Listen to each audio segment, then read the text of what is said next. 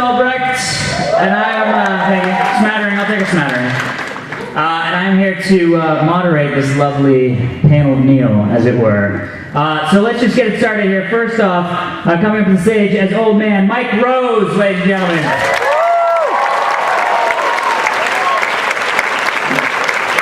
And it's Thomas Gannon and Scott Chernoff, everybody.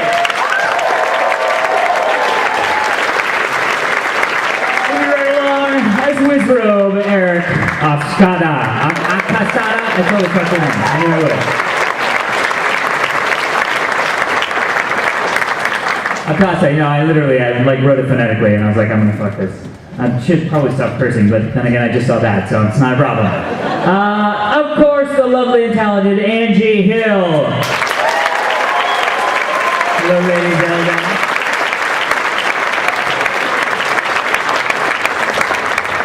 All right, maybe you've heard of her. I don't know if you have. It's Fairy Felicia Day.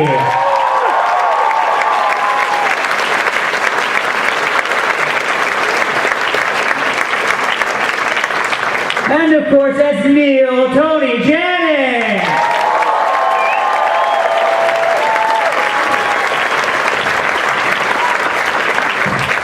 And of course, the mind who made the madness, Sandeep Tarak. Hurry! I know, I'm gonna fuck you too.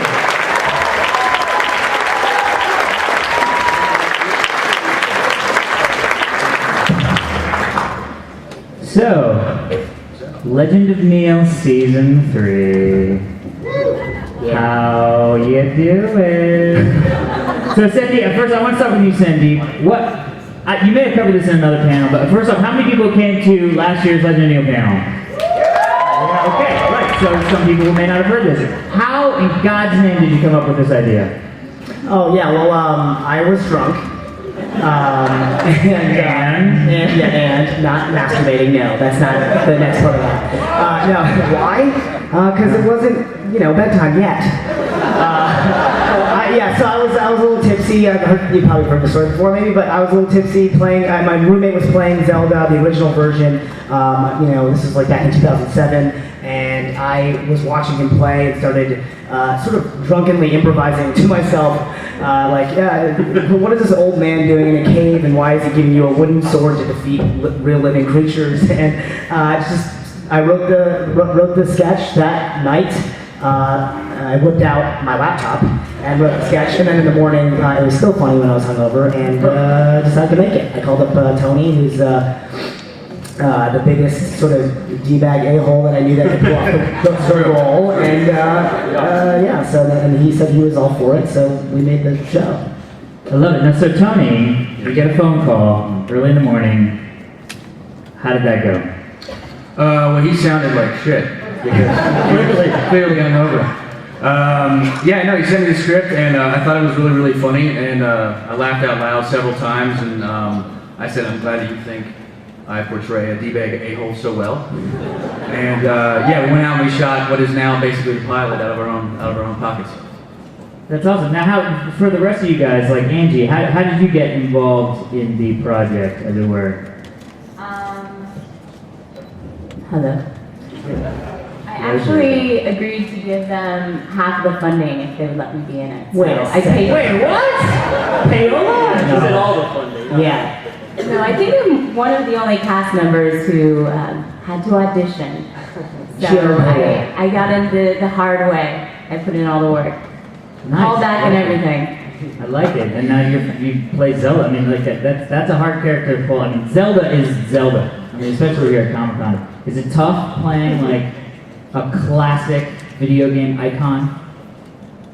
Well, being that my background is that I actually am a princess, it's So that's amazing. So you walked right into that. That's awesome. So, Mike Rose. Yes. Old man. Old man. Wait, how's it pronounced? What? Yes, it's more like Spoiler alert. So you guys, now we actually know, I actually met these guys back doing improv, and Mike was one of the people that I knew. So did this come from you guys knowing each other? I don't know, I know Felicia and Scott, did you do improv with these guys back in the day? Not with these guys. Oh, look at the sultry stuff. Not back in the day. With others back in the day, and hopefully with these guys in the future. I love it. Oh, I love it. It's so sweet. It's like slightly So heartbreaking. yeah, Scott and Eric were part of Channel 101, which is a really cool festival, kind of film festival type thing that happens monthly up in LA. And I saw them be funny on a bunch of different sketches, and just called them up and said, "Be in my show, please." And they said, "Yeah." And then Mike, we improv with Mike, me, Felicia, Tony, and Alex. We all did improv at this place called the Empty Stage. Which sadly no longer exists, but that's how I cast these guys. I like to cast people that I've seen or I've worked with. I don't really love the audition process. I think it's kind of this sort of fake process. It just doesn't, it doesn't always bring out the best in people and what they can really do. So I like to see them in their environment, go to an improv show and actually see them play on stage or play with them. And that's what then I know what they're capable of and kind of like right to their strengths, Yeah, so I just watching that, Scott, there's a lot of prosthetics in Yes. character. A lot of it was real, Oh, good. but I went through some processes since the filming. No, there's a lot of prosthetics, and it's a lot of fun. It's a really fun character to play, Gannon, and Jen Rose does the makeup effect. She might be here. Jen, please stand up. I don't know if she's here, but she is. There she is. She is amazing. And it was an honor and a privilege to sit in Jen's makeup chair every morning, listening to Muppet music and chatting, and for 2 to 4 hours per day. And it was really hot under that makeup, Alex. You pulled it off so well. It was fluid. So, And I went to high school with Jen Rose, so there's your DVD commentary. Mike Rose and Jen Rose went to high school together. Amazing.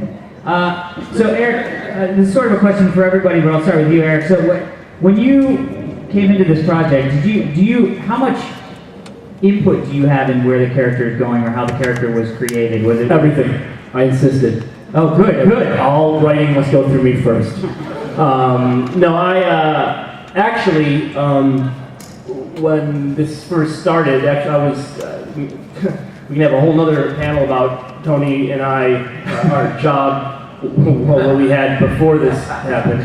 Let's have it now. Wait, I kind of want to hear that story. Quickly, Tony and I worked for an online dating company. Customer service. That's those two things right there. So every day we would be going to work and talking to frustrated old people who can't use a computer and can't find anybody to date.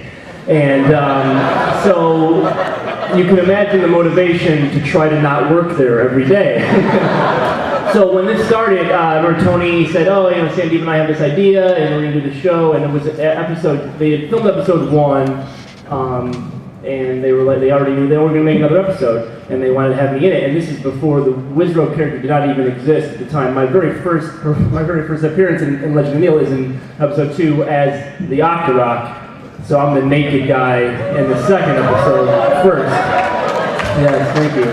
But then they were like, "Oh, we have this other character that we were thinking about." So they had this idea in mind for this character, and they just thought that they thought I would do really well at being a little kiss ass. Good job, guys. Good job.